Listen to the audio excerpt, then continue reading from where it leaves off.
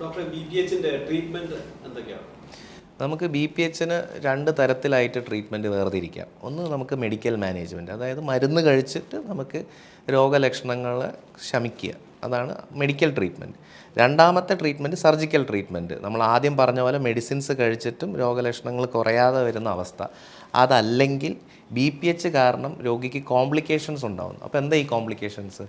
മൂത്രത്തിൽ രക്തം കാണുക, കല്ല് വരിക, പ്രോസ്റ്റേറ്റ് കാരണം മൂത്രസഞ്ചിയിൽ കല്ല് വരിക, നമുക്ക് മൂത്രത്തിൽ വീണ്ടും വീണ്ടും പഴുപ്പ് വരിക, എത്ര നമ്മൾ ട്രീറ്റ് ചെയ്താലും പഴുപ്പ് വീണ്ടും വീണ്ടും വരിക. ഈ അവസ്ഥകളിൽ അതല്ലെങ്കിൽ തീർത്തും മൂത്രം പോവാത്ത യൂറിനറി റിട്ടൻഷൻ എന്ന് പറയുന്ന അവസ്ഥ, ഈ അവസ്ഥകളിലൊക്കെയാണ് നമ്മൾ ഓപ്പറേഷൻ അല്ലെങ്കിൽ സർജിക്കൽ ട്രീറ്റ്മെൻറ്റ് അഡ്വൈസ് ചെയ്യാറ്. മെഡിക്കൽ മാനേജ്മെൻറ്റിലോട്ട് വന്നു കഴിഞ്ഞാൽ നമുക്ക് പലതരം ടാബ്ലറ്റ്സ് ഉണ്ട്. ടാബ്ലറ്റ്സ് എടുക്കുമ്പോൾ നമുക്ക് പേഷ്യൻറ്റിൻ്റെ ഹെൽത്ത് കണ്ടീഷൻ അനുസരിച്ച് ടാബ്ലറ്റ്സ് എടുക്കുമ്പോൾ ആദ്യം പറഞ്ഞ രോഗലക്ഷണങ്ങളെല്ലാം കുറയുന്നതാണ് പൊതുവേ കണ്ടുവരാറ്.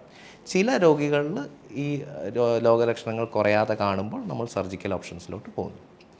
സർജിക്കൽ ഓപ്ഷൻസ് എന്ന് പറഞ്ഞു കഴിഞ്ഞാൽ ഇപ്പോൾ പഴയ പോലെയല്ല, ഒരുപാട് നമുക്ക് ചികിത്സാ മാർഗങ്ങളുണ്ട്. അതിൽ പണ്ട് തൊട്ടേ കൺവെൻഷനലായി ചെയ്തു വന്ന TURP എന്ന് പറയുന്ന ഒരു എൻഡോസ്കോപ്പിക് പ്രൊസീജിയറുണ്ട്.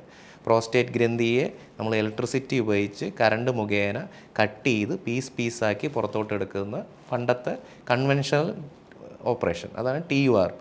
എന്നാൽ ഇപ്പോൾ നമുക്ക് ലേറ്റസ്റ്റ് ആയിട്ട് ലേസർ വെച്ച് പ്രോസ്റ്റേറ്റിനെ പൂർണ്ണമായി എന്യൂക്ലിയേറ്റ് ചെയ്ത് എടുക്കാൻ പറ്റുന്ന ചികിത്സാ മാർഗ്ഗങ്ങളുണ്ട്. അതിന് ഹോളപ്പ് എന്ന് പറയും. അതുകൂടാതെ നമുക്ക് വളരെ റീസെൻ്റായിട്ട് നമുക്കിപ്പോൾ റിസം വാട്ടർ വേപ്പർ തെറാപ്പി, അതായത് നല്ല ഹൈ പ്രഷറിൽ വാട്ടർ വേപ്പർ പ്രോസ്റ്റേറ്റിലേക്ക് ഇഞ്ചക്ഷൻ ചെയ്ത് പ്രോസ്റ്റേറ്റിനെ ചുരുക്കുക എന്നുള്ള പ്രക്രിയയിലേക്ക് കൊണ്ടുപോകുന്ന ട്രീറ്റ്മെൻറ്റും ഇപ്പോൾ അവൈലബിൾ ആണ്.